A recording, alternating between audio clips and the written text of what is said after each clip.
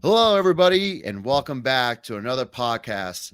This is episode 49. I'm your host, Nicholas Canby, with today's guest of Jean-Stéphane Coco Coraboeuf, former Australia's Strongest Man, 2022 World's Strongest Man competitor, and owner of Coco's Gym. Welcome to the show, brother. Welcome, mate. It's been a long minute.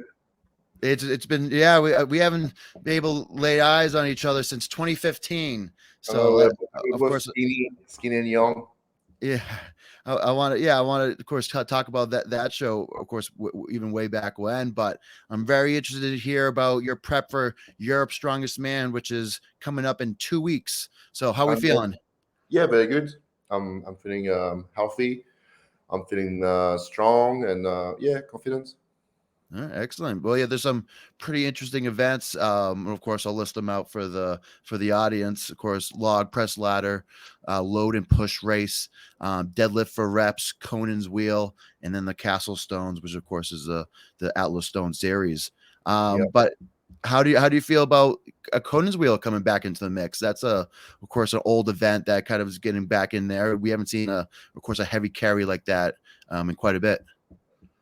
yeah. You know what? I love any event. If you can give me anything, just as long as you don't give me a yoke, it's fine. All right. So you said no yolks? Give me a second. Sorry. You said no yolks? Yeah, I hate yokes. All right. Well, of course, yeah. And much. I gotta take a look. I think there's a yolk in there at Worlds, but No, there's no no, yoke. no yolks. All right. Of course, that's even better. So in terms of for Europe's Strongest Man, so the question is who's coming on the podium, but besides Coco? So of course you have Bish, you have Wide Pavlo, Handsome Pavlo, Jarnasha, O'Dwyer, Rano, Ivars, and then to list the rest, That's Novikov, a Milton. very tough question, because Hmm. they're all strong and very competent athletes. But if I would have to pick my favorites, I would say Novikov, Bish, and third one could be anyone. Uh, Hixie. Yes, yeah, yeah, Oh, Hixie. I forgot Dennis Koros from yeah, Germany, and then Igor is also in there. You don't think Mr. O'Dwyer is gonna be pushing for the podium so he can make the world stage because he's still fighting for a world strongest man invite, isn't he? yeah. True, Pa hasn't been invited yet. Yeah, I mean, he's a strong fella. I hope he makes the podium. We'll see how it goes. Mhm. Yeah, absolutely. Um, but in terms of your kind of training, so of course you had you of course had a great run at of course the Australian International Show. Of course that was a lot of fun to watch. Of course it was kind of well received over here in the States as well. Um, It was well but received, well streamed all across the world. So it was very good for us, down under, to have some spotlight. Absolutely. Now for your most part, so in terms of like kind of switching gear towards, I know a lot of the Europe events are world events, but now was it hard to kind of program yourself into these world events, kind of focusing on a series of like kind of 12 events total, if you of course including the finals. I mean, like, yeah. So obviously, my coach, we actually worked mainly on the Europe events because they're very similar to the WSM events. And then if I make to the finals, they're pretty standard events as I always do. Like, I've got a finger at the gym, so I did it so many times. The MDB is fine and stuff like that. So um, I'm not too worried about the final events. It's to make to the finals first. So focus mainly on the qualifying events, smash them, and then see how it goes afterwards. Mhm. You know what I mean? So Absolutely. they're pretty good events. So no drama with that. Well, I of course it was quite the show last year. Of course, you made it to the Stone Off. Of course, put on a show for everybody. Of course, getting was it Igor was Igor Ethel, Melstead that you were going against, right? yeah, yes, Ethel, yeah, Ethel is a very good stone lifter. It was very, very, very. I was very pleased to have challenged him on the stones. He's very good at it. All right, excellent.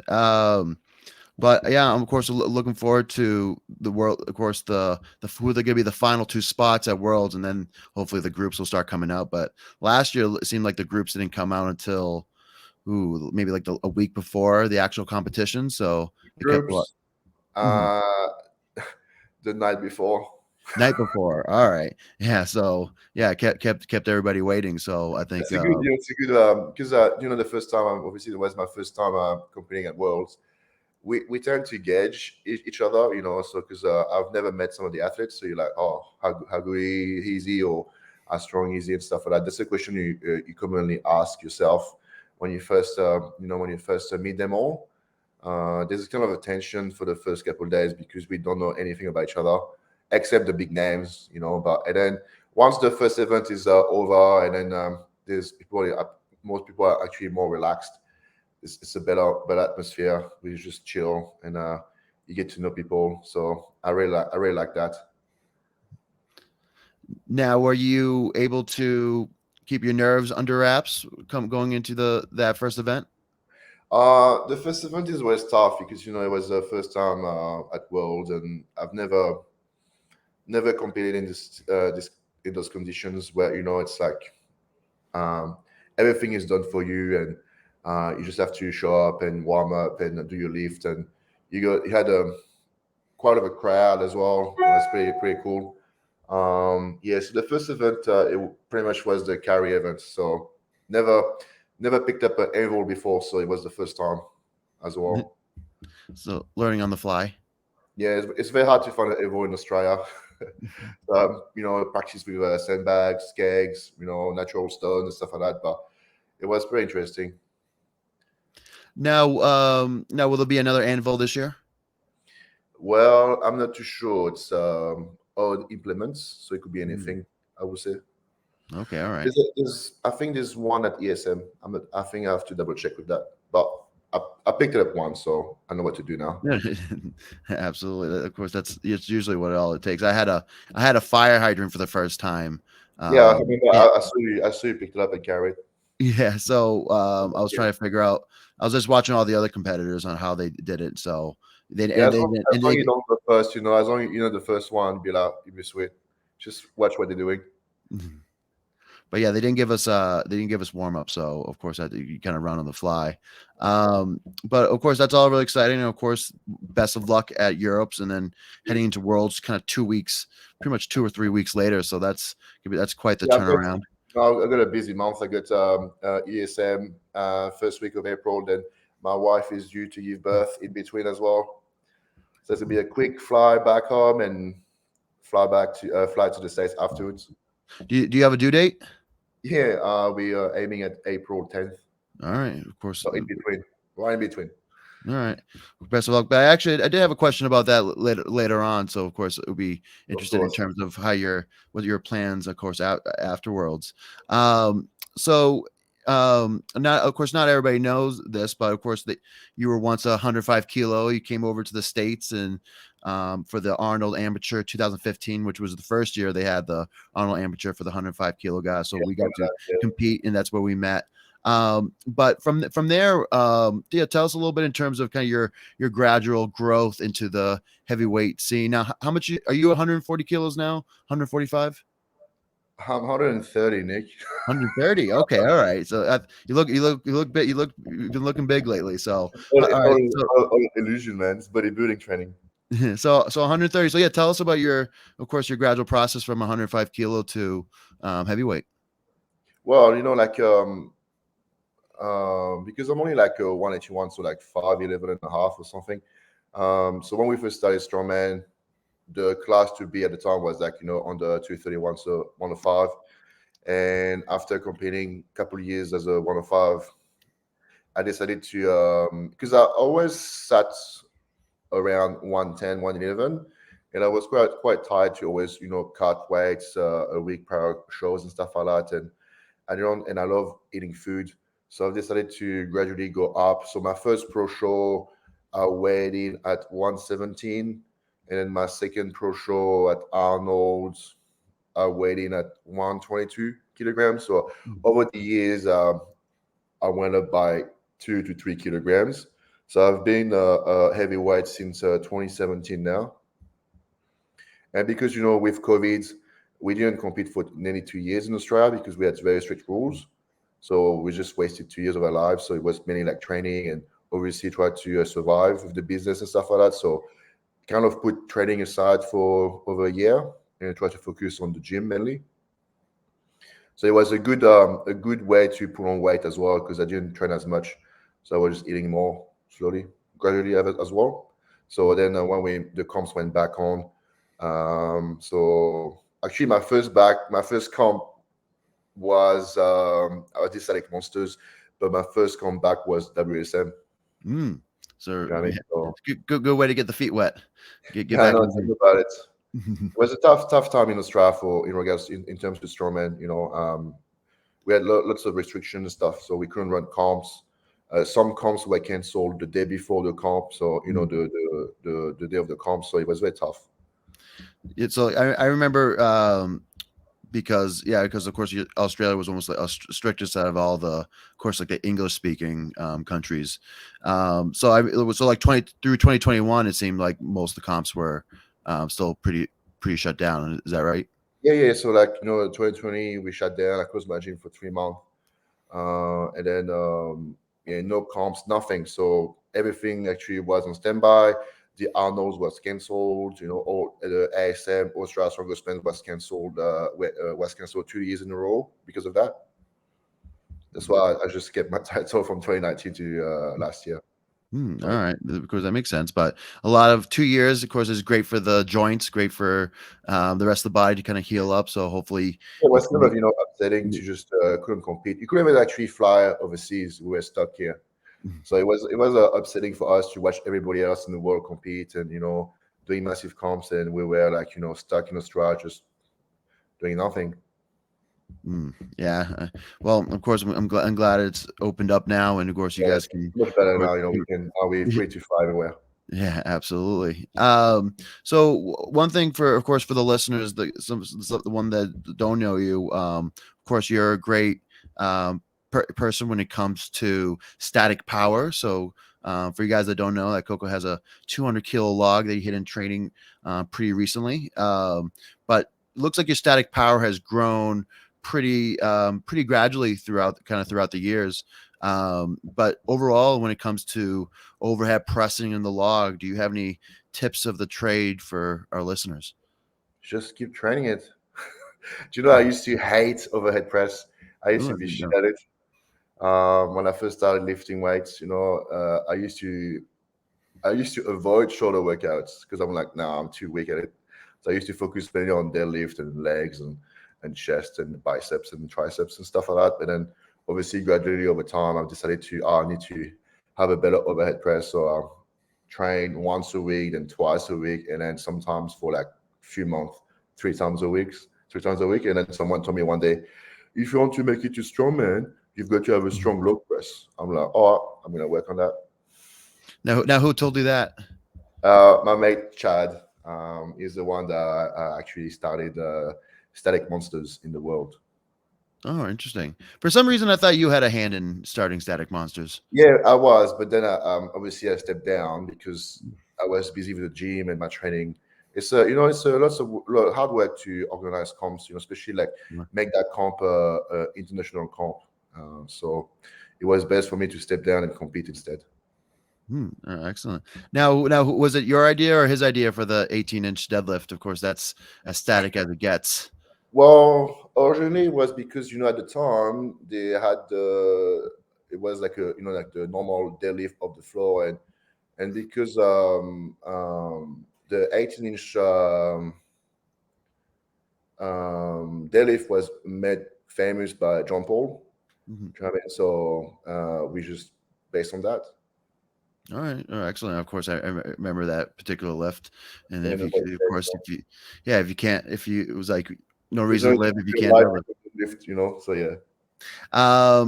So Coco, going a little back to, of course, kind of pressing. So of course, there's always your kind of main lift. So focusing on push pressing, focusing on log work. But do you have like favorite accessories? Do you usually kind Yeah, of I add do in? lots of barbell Z press, just your traditional accessories, dumbbell work, side raise, dumbbell shoulder presses, lots of tricep work. But also I work a lot on my back as well because I'm very very very straight. So you've got to work on your stabilizer muscles and synergist muscles. So I just focus a lot on back work as well and core work. It's a whole body workout. So I make sure that my body is stable, so I can sustain the weights when I press it. Because we see that these days, lots of people do the bench press, Yes. which I'm against it. So I'm very like, you know, So you're I'm not you're very not you're not a big fan of Mitchell because Mitch is really adopting. Mitch Hooper has been adopting yeah. that Mitch is bench doing press a lot. it works for him, but doesn't work for me because my thoracic is very straight as well. Mhm. So you have to be prone. You have to be have the body shape for it as well. But if it works for him, do it. Me, I like the traditional, pressing.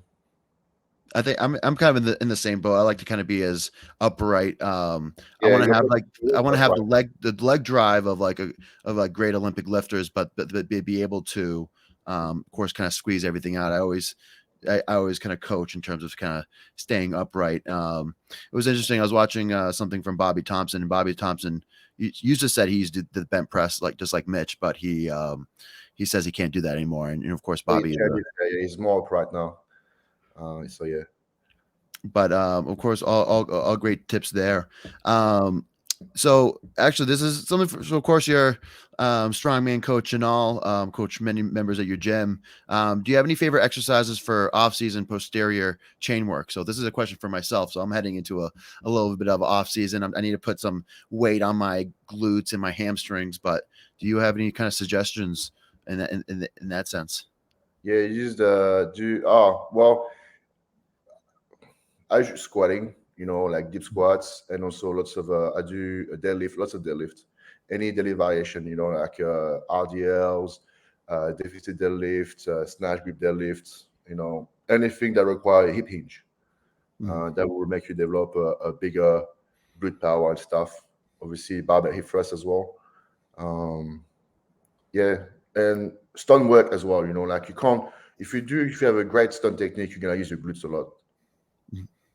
Like I Yeah. love I work on my stun a lot, and they're pretty good now just because I worked a lot on my hip hinge and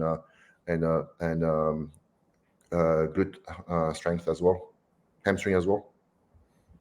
Now, are you big into the component of like unilateral work in the off season? So like working well off like one foot. So like that could be like single leg deadlifts, lunges, Yeah, Bulgarian. they're good if you actually assess and you've got some weaknesses. Like if you have not many weaknesses in regards to lateral, strength difference, you don't have to do it. Like you have to assess and screen your own strength and weaknesses before, like prescribing those exercises. But I do lots of Bulgarians, lunges, static lunges and stuff like that. So it helps a lot for knee stability and obviously muscle development. Mm. All right. Of course, those are all pretty good suggestions. Now, are you a big component of what, especially in the off season, volume work over like 10 reps, or do you Yeah, still? Mhm. I do that all the time. It's hypertrophy is key for strength. Some people, they have different ideas and ideologies, but you can't beat volume because, especially off season, you need to increase in muscle mass. You've got to stimulate the fibers, so volume is great. But obviously, when you lead towards a comp prep, reduce the volume because obviously more volume require more rest, and you're more likely to injure yourself. So when you come too close to your comp, just drop the volume and focus more on strength. When do you drop when would you drop the volume in a prep cycle? Like, Well, it depends of the time of my prep. Like for ESM with my coach Big Laws, we drop the volume straight away. Only for the accessories, we just do like sets of 8 to 10. But Mhm. the main compound would be like 3 reps. Just and then obviously focus on the event. So like the rising log, the ladder, sorry, uh, daily 4 reps, AMRAP and stuff like that. So just do one set and AMRAP or like 2 sets of 3 or something. All right. That was like Interesting. pretty much 6 weeks out, leading to my prep, or leading to Okay. the comp. So that's so That's you pretty get much. so it's still pretty good volume up till 6 weeks or so. So Yeah, yeah, big. So you're on Team Big Laws, is that yeah, right? close, yeah. Woohoo. Mhm. Now, how does how's when did you start with him? I started with him straight after ASI because I messaged him a while ago, but because ASI were actually very straightforward events, so I just did by myself, and I was obviously like new year, focused on work as well in the gym and stuff. And then after ASI, a couple of days later, I started with him.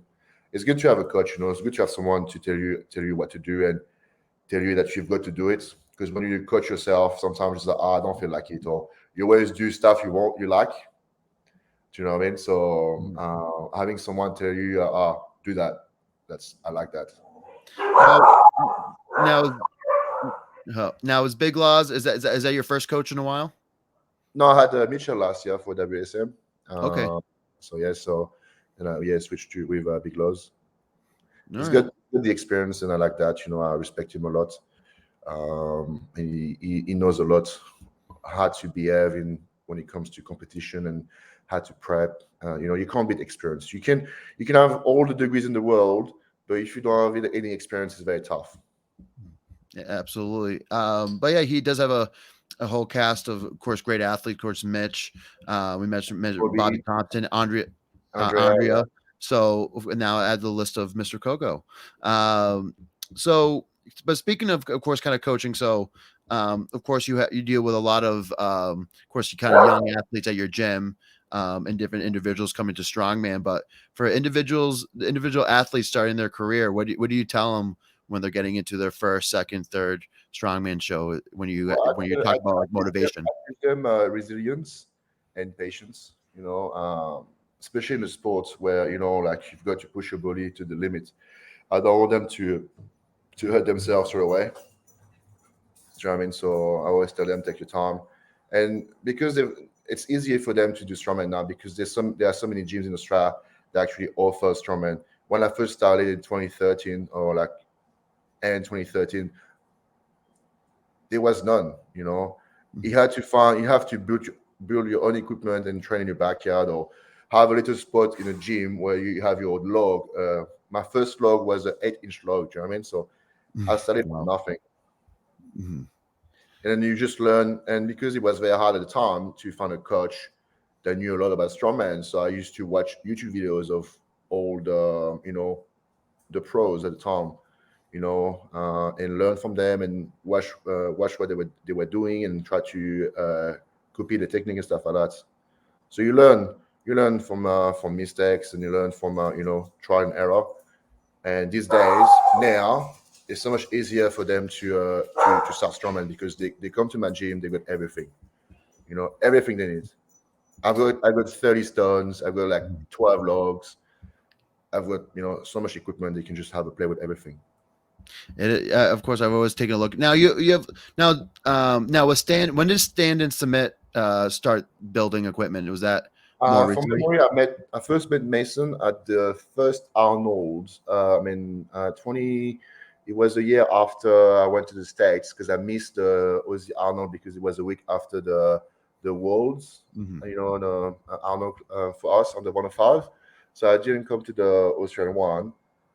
So I've competed like the following year, 2016 as well. I first met him. So 2016, I think it was. I think he started building equipment around 2015, I would say. But I didn't know him much.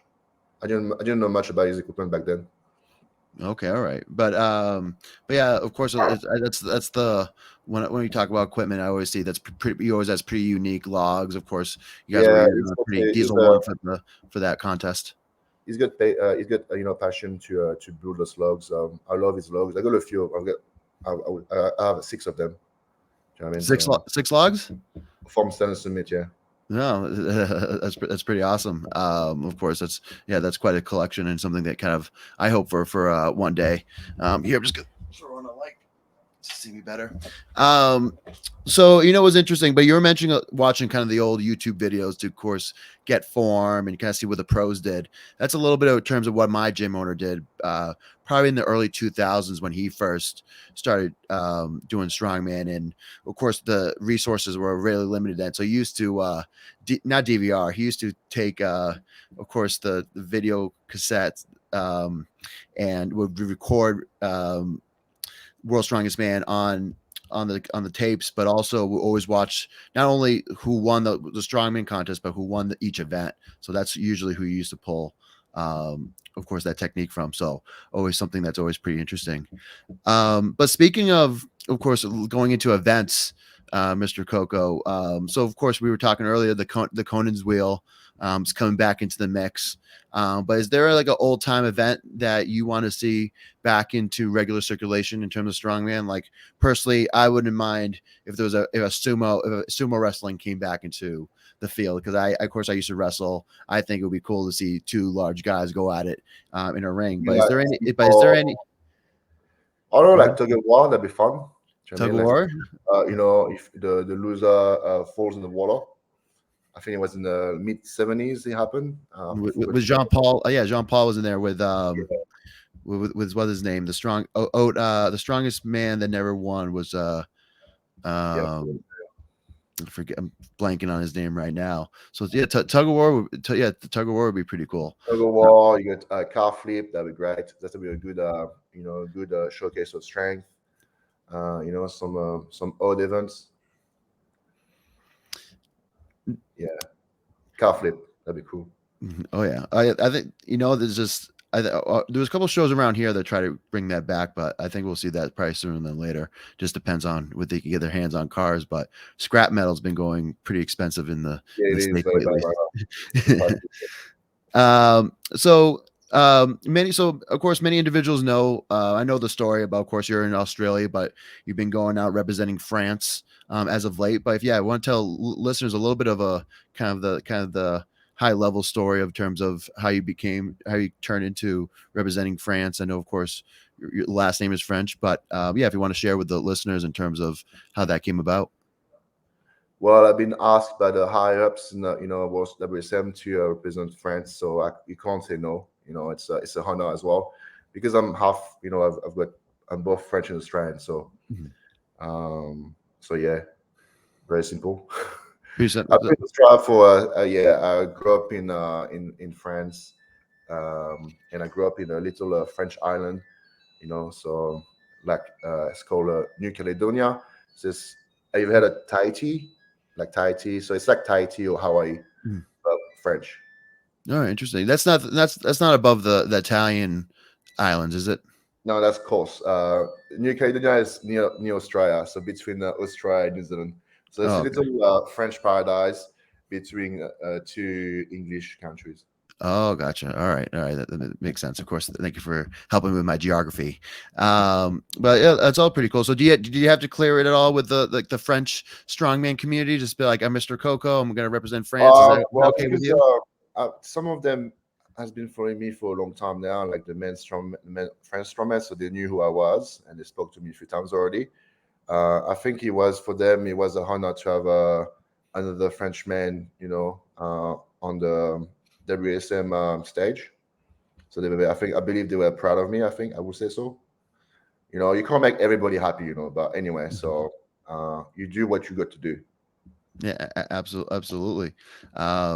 But it's very cool that, of course, coming into Europe's Strongest Man, being able to get an additional opportunity. That's something that I actually hope to maybe compete one day, because I'm not sure if I told you I was born in Italy. Yeah, you told Lived me in, that a yeah, while ago. lived there for 6 years. So hopefully one day maybe I can do the same. Of course, represent one of the neighboring countries.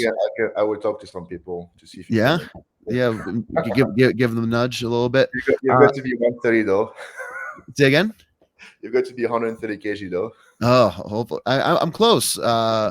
I'm sometimes mostly 125. Sometimes I push 127, 128 kilos. So I'm slowly getting up there. But another year or so, I think I can be about sitting maybe regularly at 130. Um, But in terms of the Australia scene, it looks like, of course, you were mentioning the Australian International Show was great for the area. But Australia's Strongest Man and Strongest Woman's coming up soon. Isn't that Yes, right? I was supposed to fly down, but I rather I had to spend more time with my wife when she's very pregnant. So I Yeah. told my athlete that I will not be able to fly down to coach them. They don't understood that. So I will coach them, um, online pretty much. But Now, yes, is there it kicks off this weekend. so any big names they're doing like Eddie Williams or any of those heavyweights? Now AD is prepping for WSM, so you've got Firas. I think is doing it. He's doing WSM on the Lebanon flag. I think he's competing. I think still. You've got Hank. He put a 455 deadlift a Oh, couple of wow. weeks ago. You've got Dylan Lockhart. Yeah, You sure. know, do you remember him? So he's Yeah, just Dylan originally from North Carolina, so yeah, is he? I don't know yeah, where he's from. yeah. Because he's of course he's originally from States. I remember competing against him, not Yeah, competing against him, but with he's him at America's Strongest Man. I always give him shit anyway. But he's competing, so hopefully he will do well. And then who else? You've got you got Aiden Kennedy. Uh, he's very strong. He's very nice block. Most of them are very cool. I wish the best for everybody, and I wish them not to hurt themselves as well because some of the events are tough. So yeah. Are they? Is it stand and submit equipment? Yeah, all of them are. So there are eight events across 2 days. I think the first day they've got York, Carry, then they've got York Carry. They got Max Axel Clean Press. That's your jam. Absolutely. They've got frame hold for time. They've got tire flip, so they've got 5 flips. They've got a max deadlift. They've got the Hasafel carry that we did at ASI. They've got stone to shoulder for reps. That's going coming back to Strongman now, and then I'm missing one event. Um, that's it, I think. Hmm. Yeah. That's still a pretty good list of events, but yeah, eight heavy events across 2 days is, yeah, that's quite the show. So of course, best of luck to everybody that's competing there. But in the days of the world of strongman, is there anything that grinds your gears, Mr. Coco? Is anything that you see online that makes you either frustrated or maybe thinking that they should do something, though that particular individual should do something different? So I'll start off. I'll say one trend that I've been seeing it's not, I think sometimes individuals will spend too much time working on videos rather than kind of working on training. So I see one individual, usually from England. He's a young kid, but he's usually like focused on videos, and he'll do videos where he has a huge fail or he goes really heavy. But I feel like he's doing a lot of the lifting for the internet rather than for his own training and for his own well being. So That's more. that grinds my gears a little bit when I kind of see that. And I can only say that just from experience because I've made that same mistake in the past where maybe I spent too much time trying to make videos for the internet rather than working on my training, and that's cost me in the long run. But do you have anything that grinds your gears in the strongman world? Um, I try to stay away from the politics. You know what I mean? So I want people to know what I think. So it's easy like that. Um, what to be honest with you, just I think it more like people need to be respectful to each other and praise people instead of putting them down. That's what grandma mean the most. Grandma meant the most. It's just people like are very harsh and try to put down other athletes all the time. That's what pisses me off the most. Right. Of course, I see that. Of course, I've seen individuals in the past. Sometimes they'll make a comparison. Well, they praise others by the same time. By comparison, they're trashing another group, and Yeah. like both groups should be praised for what they're doing, especially in Do you this know what I niche mean? sport that we have. We are a small we are a small community in the world. Strongman community is very small, so no need to divide it. We need to come as one and make the sport better. overall. So I Mhm. believe. Yeah, of course, come together Yeah, and exactly. Yeah. and all. But you mentioned earlier, so of course, expecting your first child in between the two contests. Now, probably most likely after Worlds, how do you kind of figure it out? Kind of your plan in terms of raising your child, taking care of the business, but as well as focusing on training. Are you going to take a break, or what does Man, that it's look hard like for to take you? a break. It's hard to take a break when you're at the gym.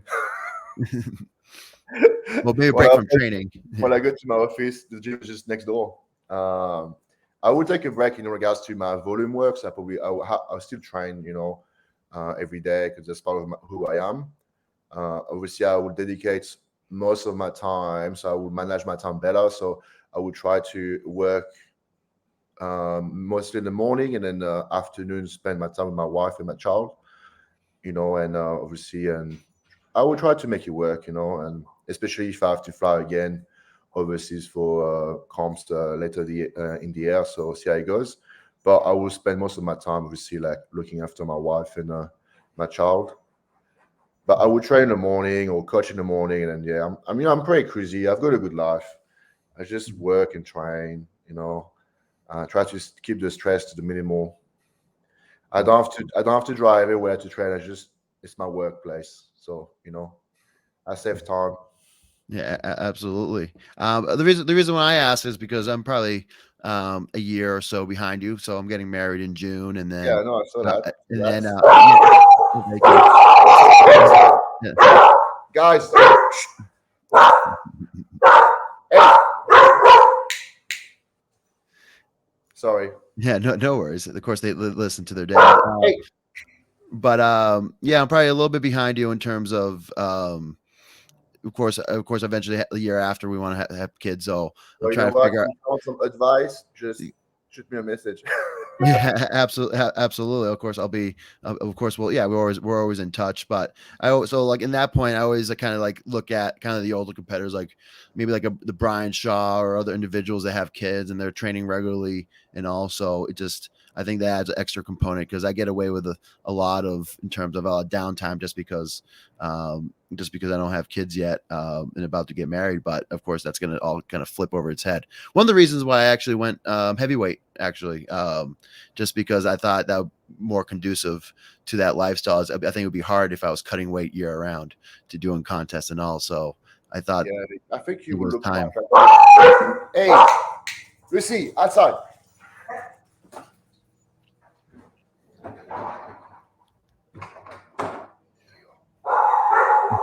Sorry, I got the No garden. worries. The No dogs are. worries. I mean, like, it's easy to obviously to just be relaxed when you have a child. You don't have to focus on dieting and stuff. You just eat whatever your wife is eating. You Mhm. know, keep walking together. Yeah, right. Yeah, so that was kind of my plan, but of course, I've done other talks, but kind of outgrew the weight class. Um, Now, one question, of course, pretty interesting. So you were talking a little bit, of course, kind of following the different pros when you were looking for tips or first starting out. But did you have any major inspirations when you first started strongman, or anybody you looked up to? Uh, Marius was a main inspiration because he was obviously when I started watching a strongman, he was at his peak, like physically and strength wise. Obviously, Brian, Nick Best as well. Um, who else? Yeah, that's it. The main one I used to watch. I used to watch Marius overhead press all the time. His training, it's a behind the neck press and stuff like that. Trying That's to that video is probably one of my favorite videos where he's all shiny and jacked up, and yeah, that's why that's how I started doing behind the back neck jerks because of Marius. yeah, that was epic. Especially when you were young. Like, damn, that guy is strong. Mhm. Oh man.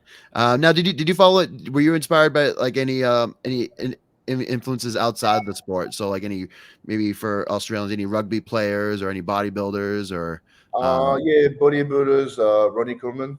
no, Ron, yeah, Ronnie's the best. I had Kevin Levron as well because I used to do bodybuilding a lot. So I used to love his physique. Serge Nubray, French bodybuilder. He was in the Arnold movie, Pumping Iron. Obviously Arnold, um, Tiger Woods for golf.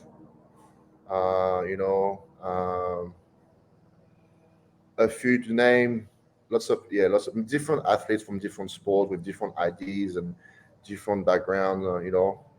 Um, I used to love also Schumacher as well for Formula One.